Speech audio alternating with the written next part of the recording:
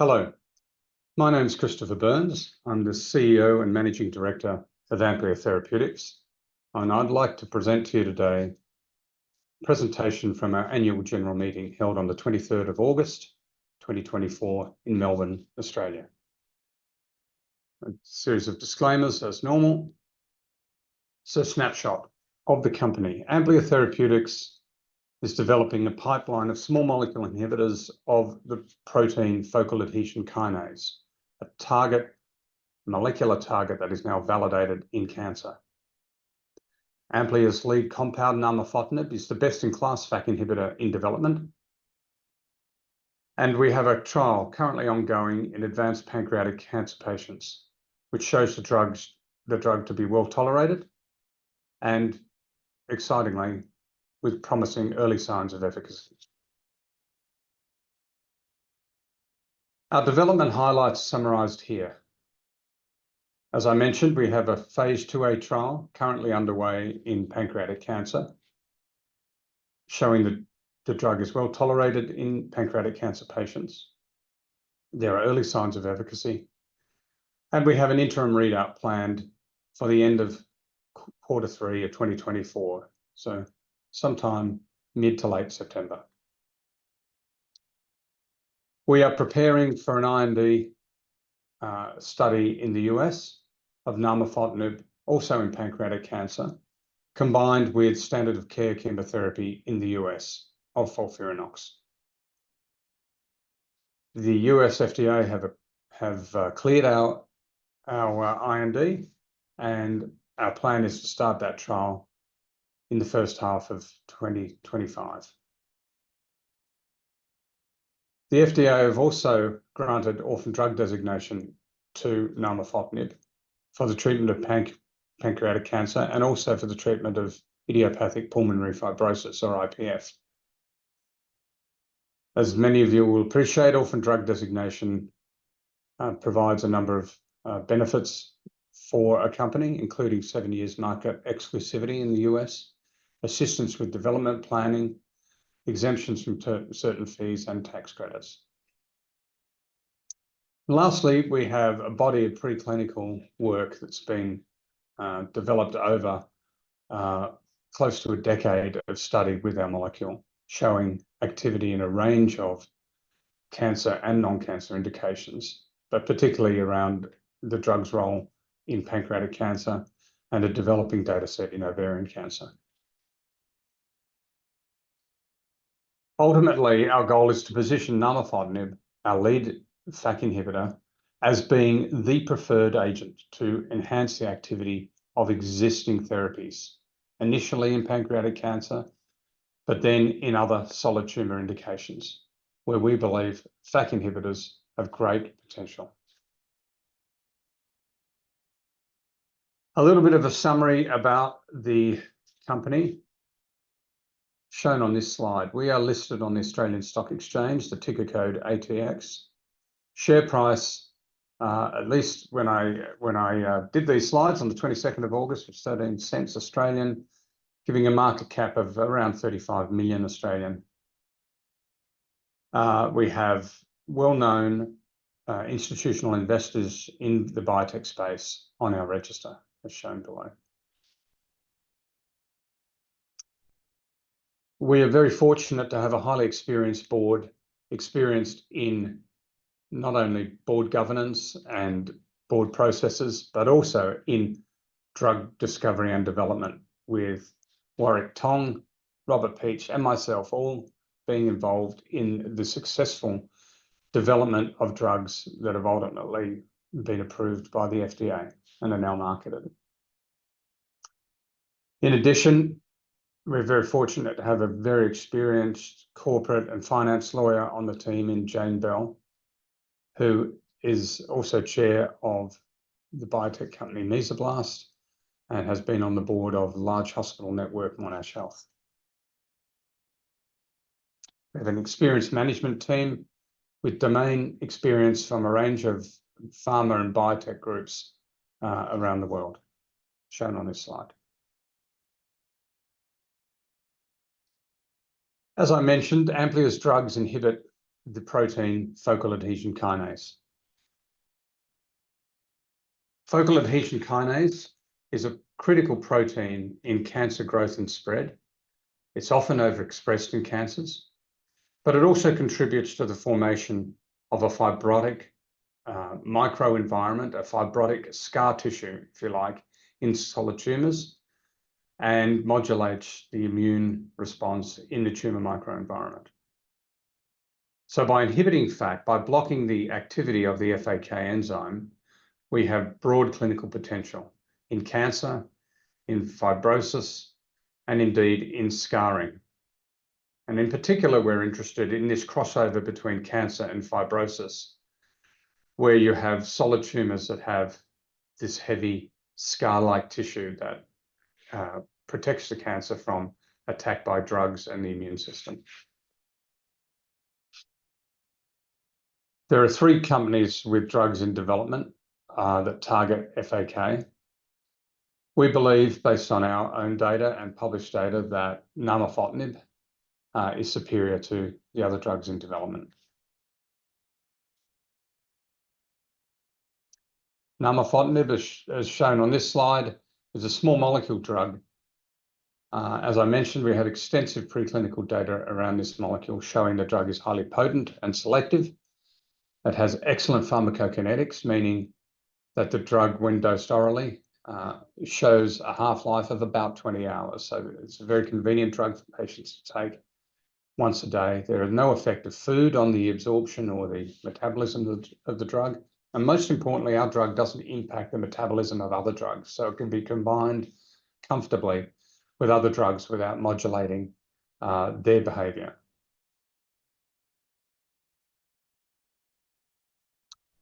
Our drug, in the context of cancer, has been shown to work in a range of preclinical models. In addition, as I'll show you today, we have early signs of efficacy from our current pancreatic cancer trial called the ACCENT trial.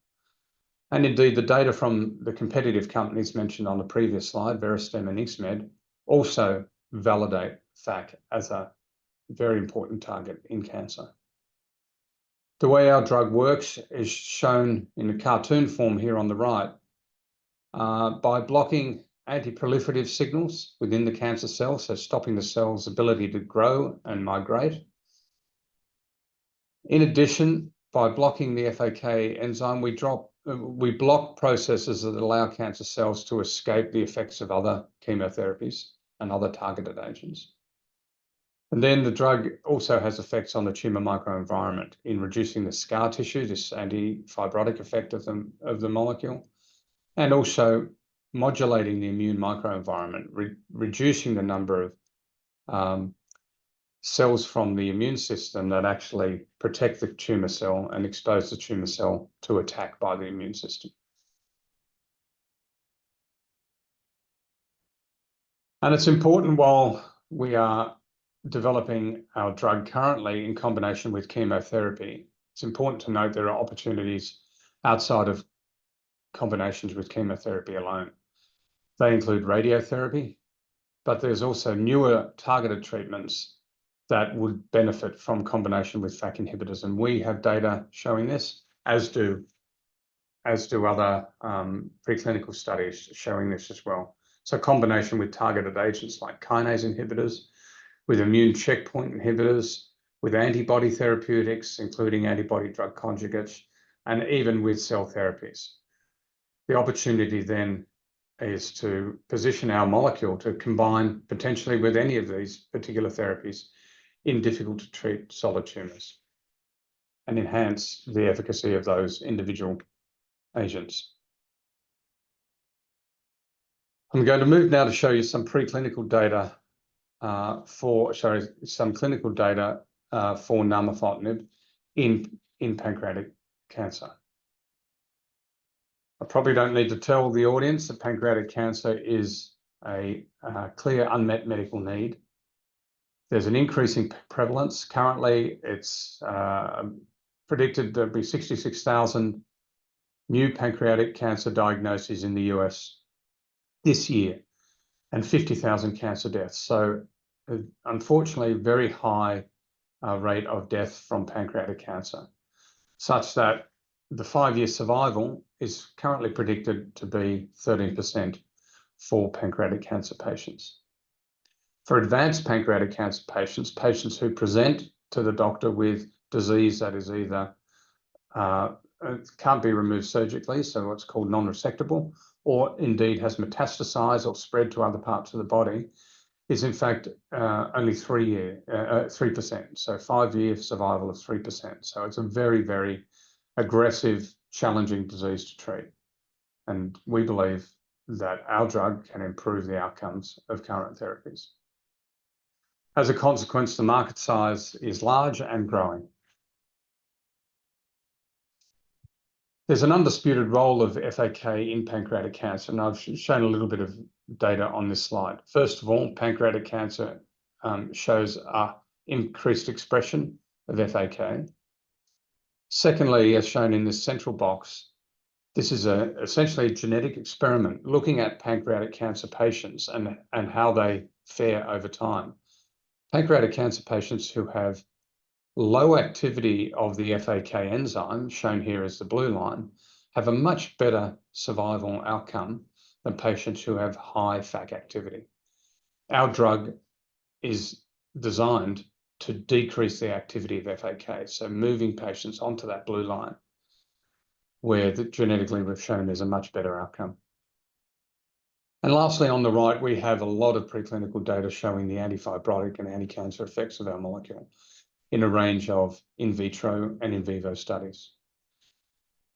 And in addition, FAK inhibition has been shown to synergize and benefit standard of care chemotherapies as well. So the clinical data we have today show the drug is safe and well tolerated with early signs of efficacy, and let me share that with you now. Our clinical trial has been conducted as shown here.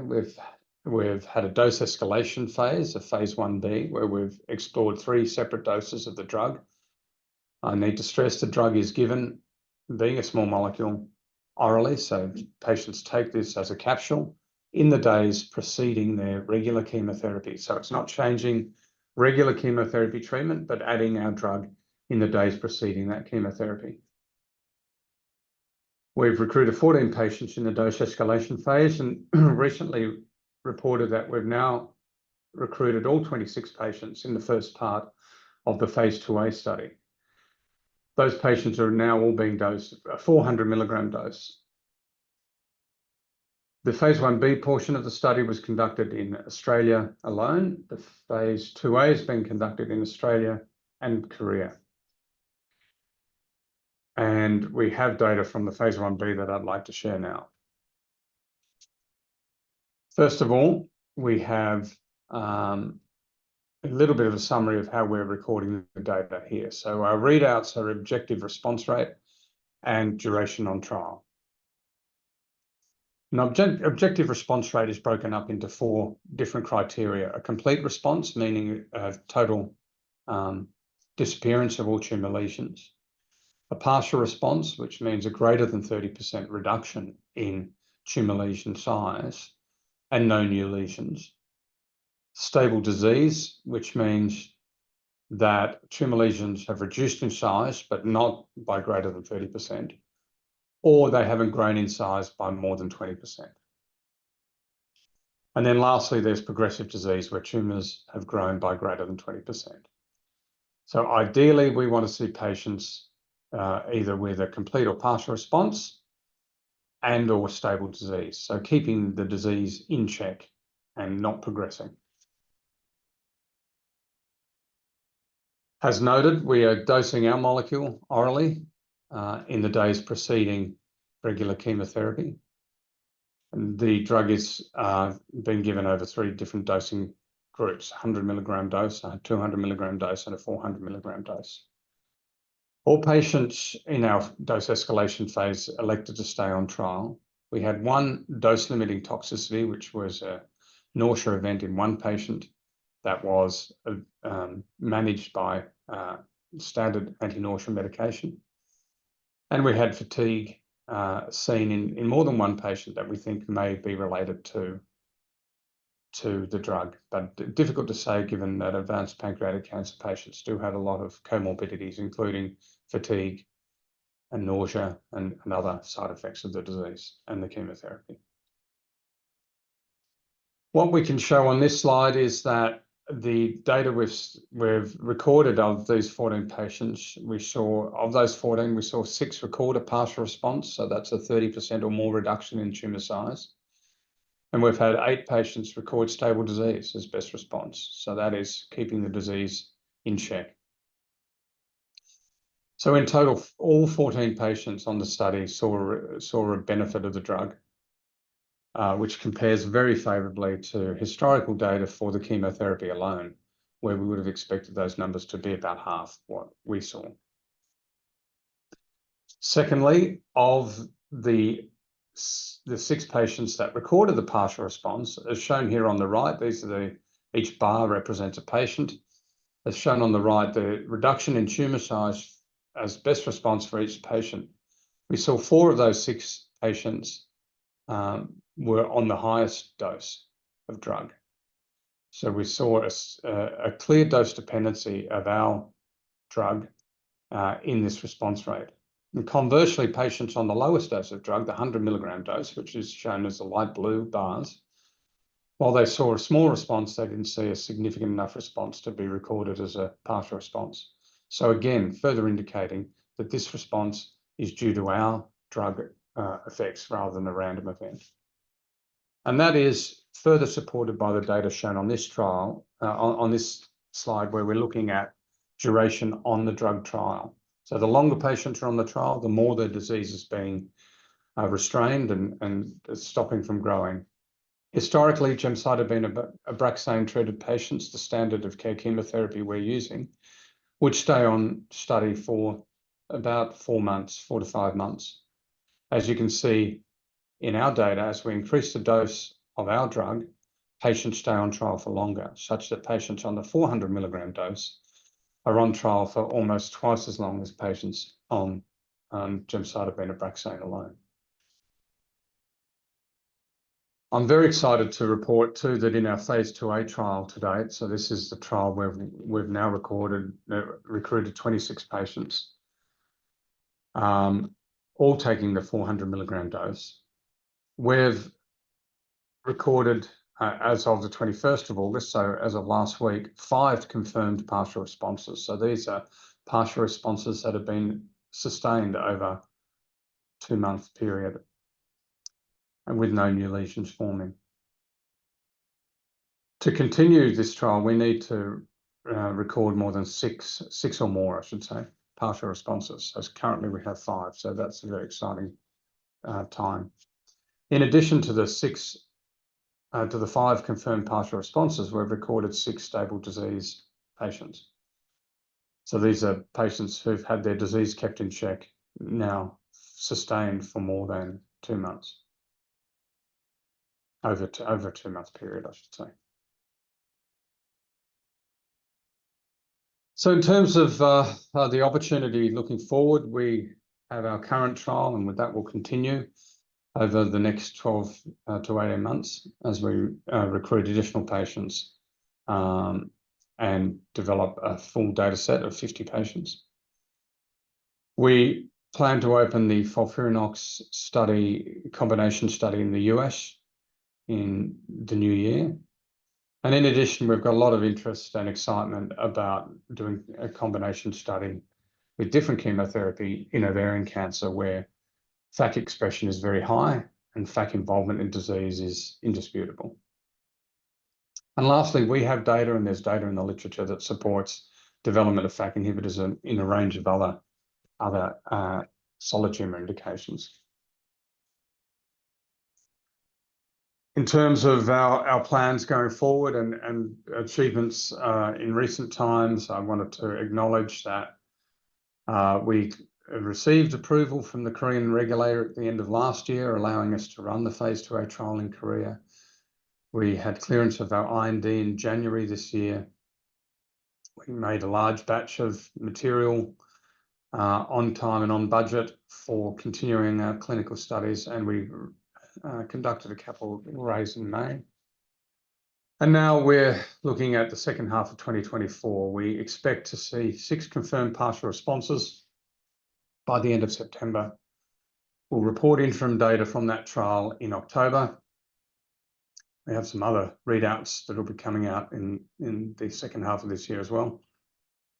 And then in 2025, looking forward, we expect to see the completion of enrolment of our 50 patients, top-line data in Q3 of 2025, and initiation of an ovarian cancer trial and our FOLFIRINOX combination trial in the first half of 2025.